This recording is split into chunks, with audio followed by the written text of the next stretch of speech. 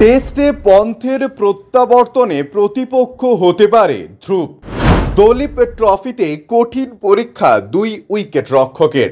ভয়াবহ দুর্ঘটনার পর সীমিত ওভারের সিরিজে ভারতীয় দলে ফিরেছেন, এমনকি দেশের হয়ে টি-20 বিশ্বকাপও জিতেছেন ঋষভ পান্ত। এবার টেস্টেও ভারতীয় দলে ফিরতে চলেছেন পান্ত।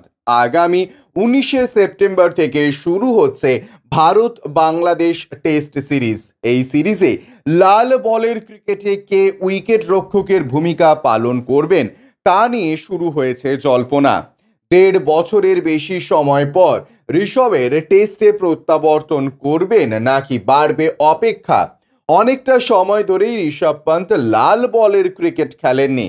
তার অনুপস্থিতিতে কে.এস. ভরত, ঈশান কিশন, ধ্রুব জুরেলকে টেস্ট উইকেট কিপিং করেছেন।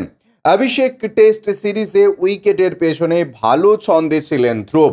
ইংল্যান্ডের বিরুদ্ধে ঘরের মাঠে টেস্ট সিরিজে যথেষ্টই ভালো পারফরমেন্স করেছেন ধ্রুব। এই পরিস্থিতিতে দেশের মাঠে বাংলাদেশের বিরুদ্ধে টেস্ট সিরিজে পন্থকে উইকেট রক্ষক হিসেবে ফেরানো হবে নাকি আস্থা রাখা হবে ধ্রুবের ওপর, সেটাই বড় প্রশ্ন। কারণ ঘরের মাঠে বাংলাদেশ এবং নিউজিল্যান্ড সিরিজের পর অস্ট্রেলিয়ায় যাবে ভারতীয় দল। সেখানে খেলতে হবে 5 টেস্ট।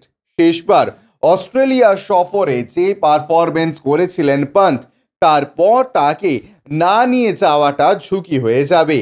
একটি ইংরেজি সংবাদ মাধ্যমকে নাম প্রকাশে অনিচ্ছুক এক বোর্ডের কর্তা বলেন, ধ্রুব জুরেলের ওপরেই আস্থা রাখা হবে নাকি টেস্টেও পন্থকে ফেরানো হবে, সেই সিদ্ধান্তটা নির্বাচকেরা নেবেন।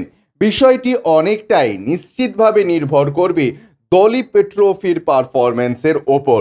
দুর্ঘটনার পর থেকে ঋষভ লাল বলে ক্রিকেট খেলেননি, আর ধ্রুব সত্যিই ভালো খেলছে। ব্যুরো রিপোর্ট, ইউজে নিউজ।